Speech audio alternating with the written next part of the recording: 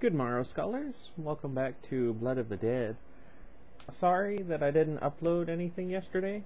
I was gonna in the afternoon, since the night before I had stayed up reading the new Harry Potter book, and then I couldn't sleep, and so I watched some YouTube videos, and then it's about 5:30 in the morning and I fell asleep finally, and then I woke up kind of late. And then,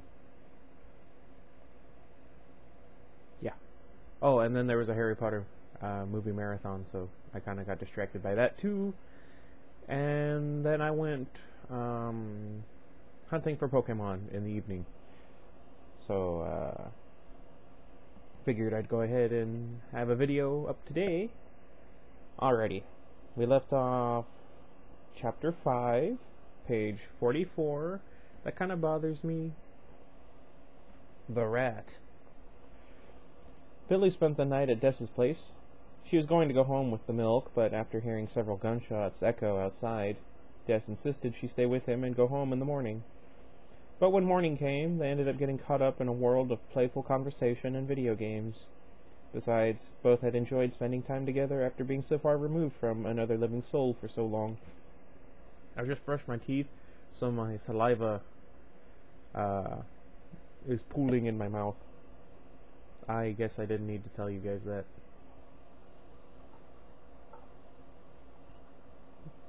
This evening, Billy had fallen asleep on Des's lazy boy sofa. She had said she wanted to, or just wanted to close her eyes for a minute and take the edge off a budding headache. Sorry. Where is it? But Des knew better. Not eating properly slowly took you down, and now it was finally catching up to her. He'd make sure she got some food in that stomach of hers before she left. That sounds weird. Des stood over her sleeping form, hands at his sides, mouth closed, eyes fixated on her face. I am uncomfortable. Seeing her like this, so peaceful, so at ease, made him wish he was someone else, someone who wasn't such a geek. He didn't know for sure if a geek was how she viewed him, but he'd seen other girls roll their eyes at him the way she sometimes did, seen other girls not look at him square in the eye when he spoke to them. It was a role he was used to playing. His sister, Janty? I'm just going to call her Janet, who died the day the rain came while waiting for his parents to pick her up from a college class, had a friend, Shelley. Shelley was dead too, but Des would never forget her. Shelley came over to the Nottingham residence regularly, and while she and Janet would sit around the kitchen table nibbling on chips and popcorn, talking about their latest crush, Des would always eavesdrop from downstairs, one ear listening to them, the other listening for Xbox monsters. It drove him nuts that he was attracted to her, and knew full well it was just a high school crush, because only high school crushes were of the kind where he fell head over heels for someone without really knowing them. Each night lying in bed and waiting to fall asleep, he thought about her. He imagined her wearing a white t-shirt with black form-fitting pants with bell-bottom legs and bringing her into his arms. What? Imagined running his hand up her back, and his fingers through her shiny red hair. Imagined her closing her perfect blue eyes as he leaned in to kiss her. Imagined her embracing him and returning his affection. But that was only a dream. One night, while everyone was out except him, Shelley came over looking for Janet. At first it appeared Shelley was going to leave when he told her that her friend wasn't home, but after seeing the look of heartbreak on her face, he invited her in for iced tea. Shelley accepted, and the two talked, mostly about Janet, and each time he tried to probe the source of her sadness, she'd look away and turn her glass on the table. The look on her face, the look on her face that of impatience as she waited for him to stop talking. Shelley left that night. She didn't even thank him for the iced tea. It was the last time he saw her alive. And now it was happening all over again with Billy. He'd only known her for about 6 months, having met her online while folks gathered on the Haven message board to get organized and figure out what their next move would be, and who would help who. At first they only exchanged a few words on the board, mostly business, but when they found out how close they lived to one another, the few words on the board turned to private messages. Then the private messages turned to a few emails before they decided to meet one evening just to say hi and see a human face, or a human being face to face. There we go. Even though they never really hung out all that much, most people hated going outside unless they absolutely had to, they got to know each other well through emailing, and as the months passed by, the deep feeling of his having known her all his life crept in. Before he could stop it, he realized he had given a piece of his heart away. I can relate. Billy sighed in her sleep. Should he wake her? It was already getting late. Maybe he should just let her sleep, and he'd walk her back to her place in the morning. Sleep good, he said softly, placing a hand on her shoulder. Billy stirred and blinked open her eyes. Oh, what time is it? 11:45. She reached her slender arm past her head and stretched. Yeah? Man, I slept too long. You were supposed to wake me after 20 minutes or so. He smiled. You didn't say that. Did too. Did not. She brought her arms down, adjusted her glasses, and lowered the footrest. She paused a moment to gather herself before standing. She ran her palms down and over her hips, straightening her jeans. Be back in a sec, she said, and headed for the bathroom. Don't forget the flush, he called after her. Never mind. Wait, no, that sounds wrong. I don't think I could ever be comfortable talking about restroom etiquette with anybody. So, that's what I meant. No. Don't. She glanced back over her shoulder. Ha ha, she said, and turned the bathroom light on and went in and closed the door behind her. Sorry. Des plopped himself down on the lazy boy and tapped the armrests with his fingers as he waited. He closed his eyes. Billy screeched from the bathroom. His eyes popped open and he bounded from the chair and ran down the hallway. He nearly fell into her when she opened the door just as he approached it. What? What's wrong? He looked past her and scanned the bathroom, half expecting an undead to be in there. But the coast was clear. Why don't you fix this? She demanded. What? She grabbed him by the arm and dragged him, pointing to a half-foot-tall, half-foot-wide hole in the drywall just below the sink. That's where the pipes are, he said. No, you jerk. She tugged him closer and shoved him toward the hole. That's where the rats are. I swear I just saw one. It poked its ugly little head out and looked at me, then disappeared. What are you talking about? Are you stoned? Are you? You live in an apartment with rats.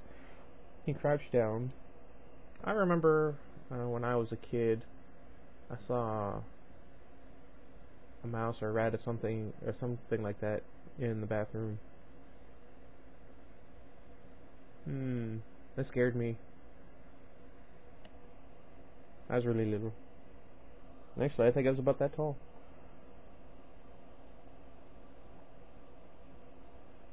He crouched down. Billy, there have never been rats in this building. Well, there's one now. He smirked. Get out of here. And Des got down on all fours and peered at the shadowy hole in the wall. There's nothing there. But what if there was? Des got down lower, leaning close to the hole, a small shudder running through him at the thought of really getting close and peering in and glancing side to side inside the wall. I need a flashlight. Do you have one? Yeah, but no batteries. Great. He got closer, took a deep breath, and exhaled hard through pursed lips. He brought his face close to the hole, listening carefully for any sign of life. A foul smell wafted from the hole, the stench from the neighboring apartments finally having seeped into the walls despite the previous owner's body parts having been removed about 10 months ago. Poor guys. Holding his breath, he put his face up against the hole and did a quick glance side to side into the dark of the wall. My back itches, I don't know why. I hurt my back. Where was I? See anything? Billy asked. Nothing. Don't hear anything either. He paused. Wait. There was movement behind him. What? He snapped his arm back and scurried his fingers up her foot, and Billy shrieked and leapt back. Laughing, Des looked up to see sheer terror on her face. Don't ever do that, she shouted. Come on, don't be such a chicken. It was just... Something tickled his fingers. When he looked down, a large brown rat with goop-slicked hair and stark white eyes lunged at him. Screaming, Des doubled backward. The rat flipped up in the tumble and landed squarely on his chest. It's on you! Billy screamed. No! Its tiny sharp claws dug into his chest through the tank top, then jumped for his face. Des blocked its attack with his palms, striking it backward. The rat flew through the air and hit the wall with a dull thud. It fell to the ground and got to its feet just as Des did the same. Get out, get out! He shoved Billy toward the hallway.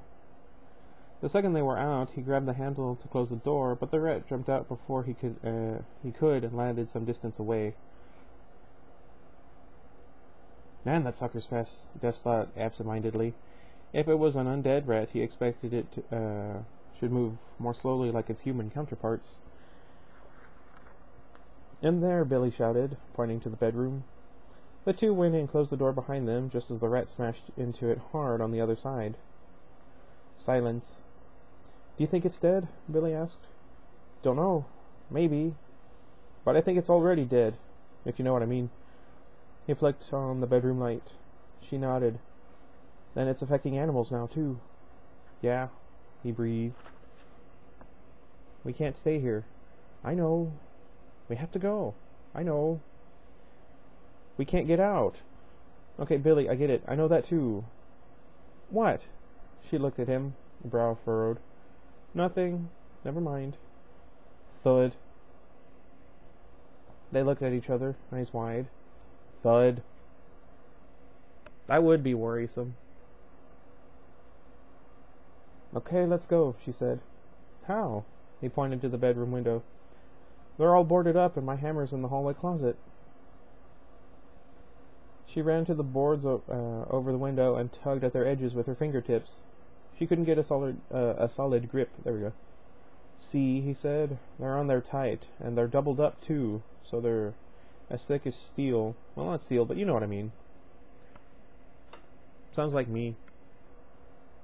So we're trapped. Thud. Yup, he said, unless... What, you gonna go out there and kill that thing? Got any better ideas? Billy didn't reply. Okay, then away we go, right? He said. What? What are you talking about? Away we go.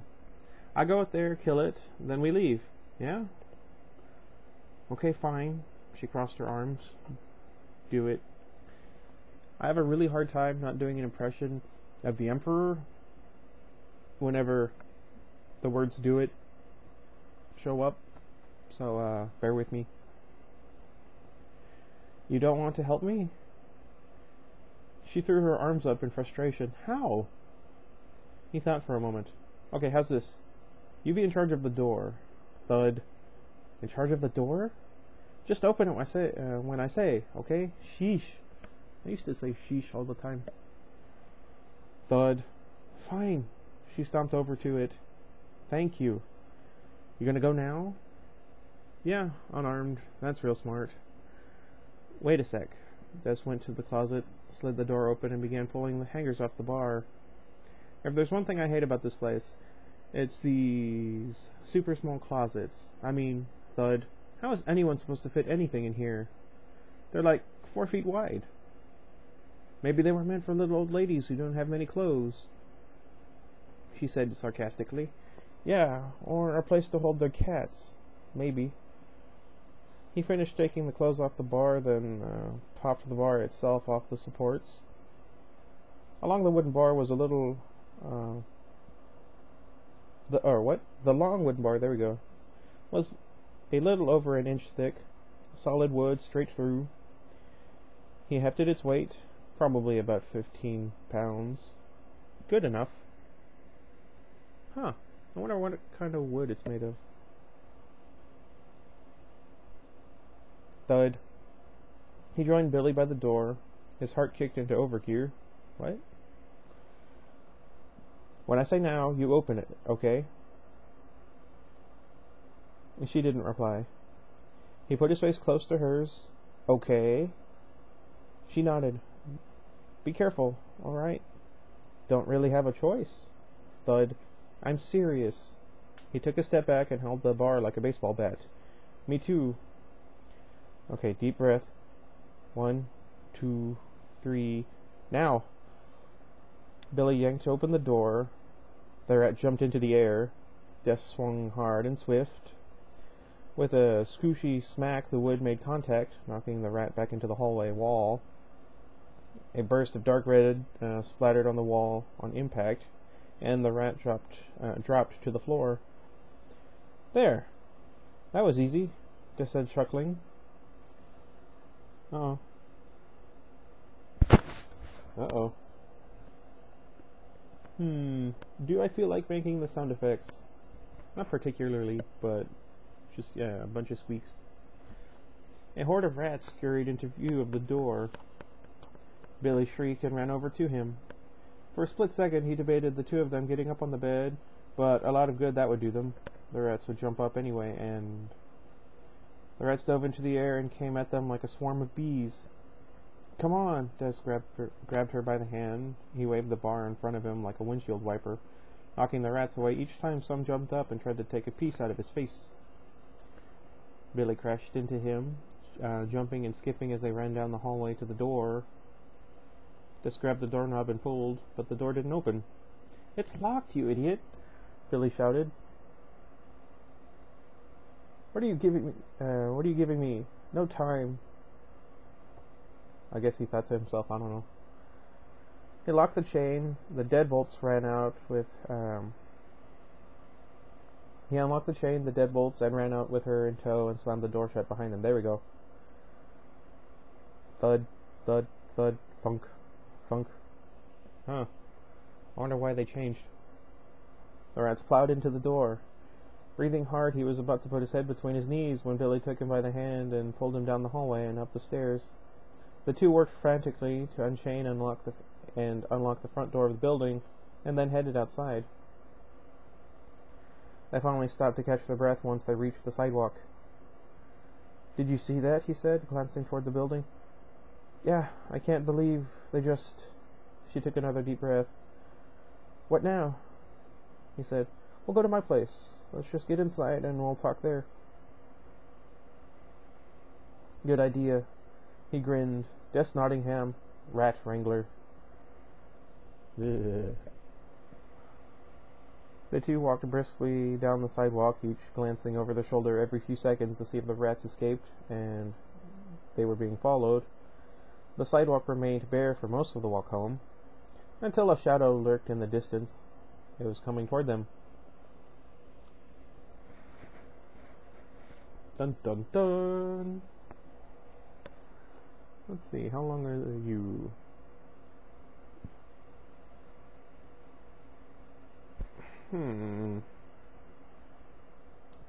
We'll see.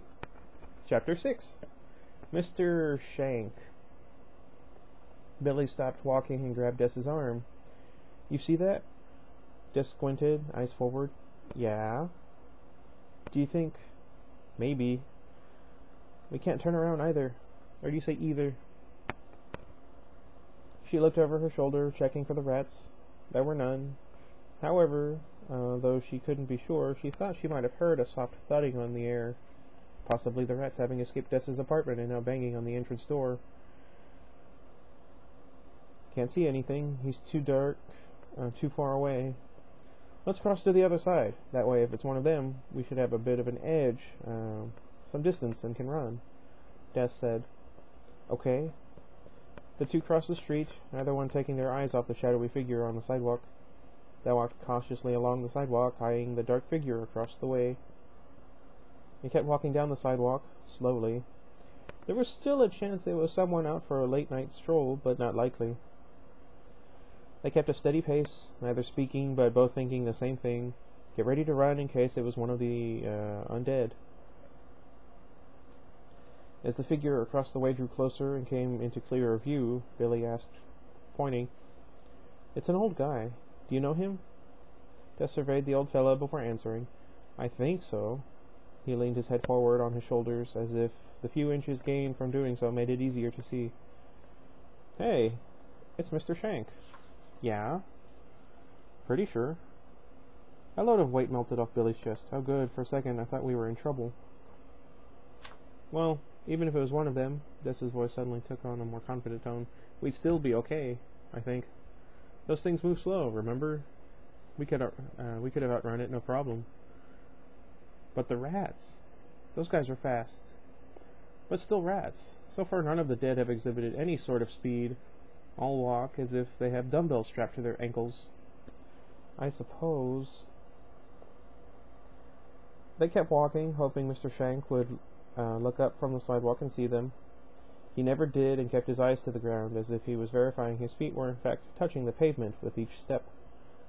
Shank was about 40 feet ahead of them, still on the other side. Uh-oh. "Hey!" Des called out, waving his hand in the air. That's another thing I have to struggle with, doing an impression of the King of Red Lions from The Wind Waker. Going, hey? Never mind. Where was I? Billy grabbed him by the wrist and yanked his hand down. "What are you doing?" "What? It's Mr. Shank. What's the worry?" "Are you blind? There's something wrong with him." "Get out of here. Shank's always been a little weird, for starters. And if you think just because he's walking slow that he's a zombie, that doesn't prove anything. The guy lost a foot in World War II. He's got one of them prosthetic things and always walks slow with a bit of a limp. He uses a cane." Des stopped talking when then stopped walking. "What?" "Shank always has a cane. Now he doesn't." Her heart sank, then tripled its beat. "Oh." Des's brow furrowed. "Hey, Mr. Shank, yo!" I don't know why I said it like that. Shank kept walking, eyes to the ground. Des hollered again. "Hey, you dead or something?" "Idiot, what kind of question is that? He's not hard of hearing, is he?" "A little. Usually have to talk a bit louder when talking to him, but I don't have to shout or anything, unlike my dad, who couldn't hear a gun go off even if you put the barrel right up to his ear."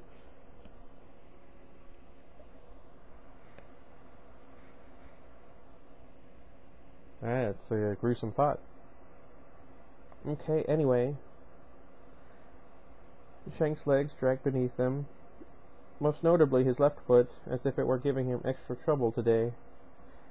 He was almost right across from them. "Should I call out again?" Des asked. Billy focused her eyes and took a good hard look at Shank's face, checking for any sign of death. From what she could see from about 20 feet away, 20 feet, yeah. His skin was worn and weathered like any old man's, his eyes shadowed by the brim of his gray fedora. I like fedoras. Bright spikes of gray granite, gray-white, there we go, hair jutted out from beneath the hat. The gray dated suit he wore didn't show any signs of tear or blood coming from where he was standing. "Okay, just one more time. If he doesn't hear us, let's move on, and if he is alright, you can tell him we passed by him the next time you see him," she said. "'Kay." Des cleared his throat, whistled, then shouted, "Mr. Shank!" He waved his hand. "Yoo-hoo!" "Nothing." "Okay, let's move it then," Billy said. No sooner did they get going than Mr. Shank faltered on the sidewalk across the way, stumbled a step, and dropped to his knees. Des, she started. Oh great, maybe he's alive. Zombies don't do that. Des bolted across the street. Des, wait! She pushed her glasses up the bridge of her nose. Moron, she muttered, and took off after him. Mr. Shank had fallen face first just before Des got to him. Did I read that to myself or out loud? I don't even know. I completely lost where I was. Des was already on all fours and had his head to the old man's when Billy caught up to him. Is he? She asked. Des shook his head. Can't tell. He might be breathing, but with the way his arm is blocking his face, I can't get enough to be or I can't get close enough to be sure. Boom. I don't know. Something fell over in the distance, making Billy jump. It sounded like a garbage can had been toppled over. Here, she knelt down beside Shank's body.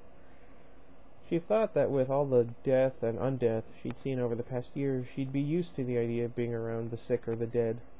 But she wasn't.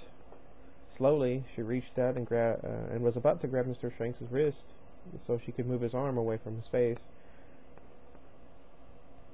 When she touched the soft fabric of his suit, she jerked her hand away. If he was dead, move his arm. Fine, here. Des handed her the bar from his bedroom closet, then placed a pair of hands under Shanks's forearm and gently adjusted it so he could have access to the old man's face. You're such a girl, you know that? Sue me for being born this way, she smiled. Des smiled too, then leaned in close and put an ear next to Shanks's mouth. Hear anything? She asked, squeezing the bar, desperately needing to relieve some stress. Hang on a sec. Can't hear nothing with you jabbering. She stuck her tongue out at him, even though he didn't see. I can't, he said, and got closer to the ground.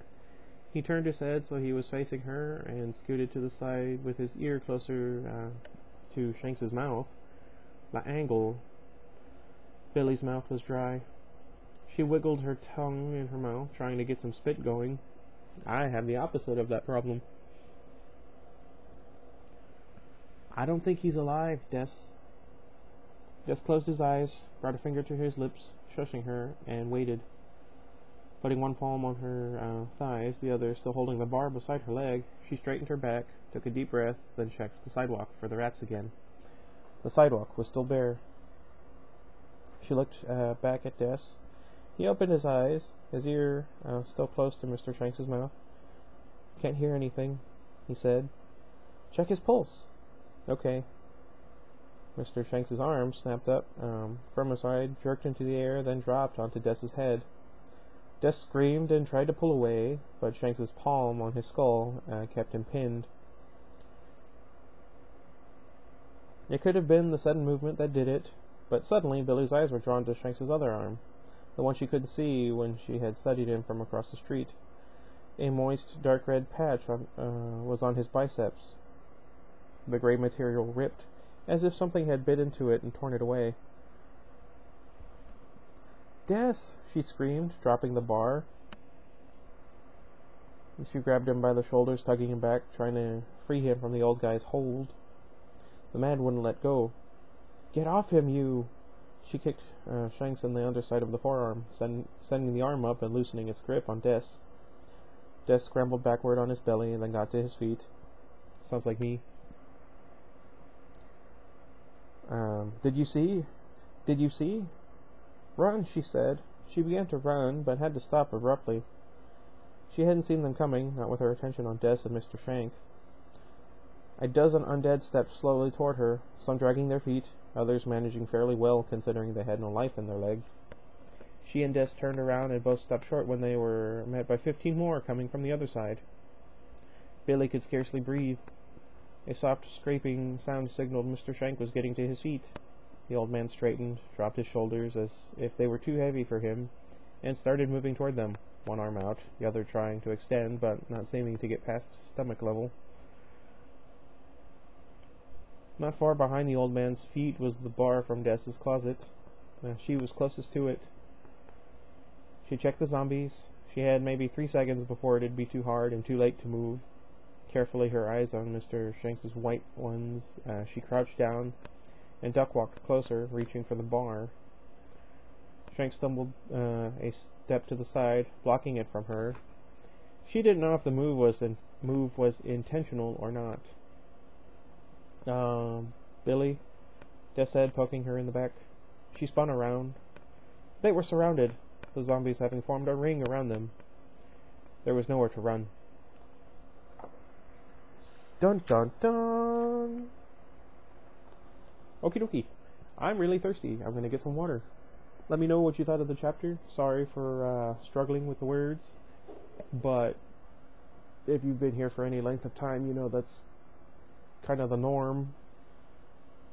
You guys ever watch Cheers? Anyway, before I distract myself again, or faint, apparently, let me know what you guys think, how I'm doing. Oh, I don't remember if I showed you the cover or not. Anywho, have you guys gotten the new Harry Potter book? Are you going to? Which one was your favorite? Which of the movies was your favorite? Which ones did you hate? Did you hate any of them? Anyway, until next time, which for me is about to be pretty soon, goodbye everybody. I don't know why I say things.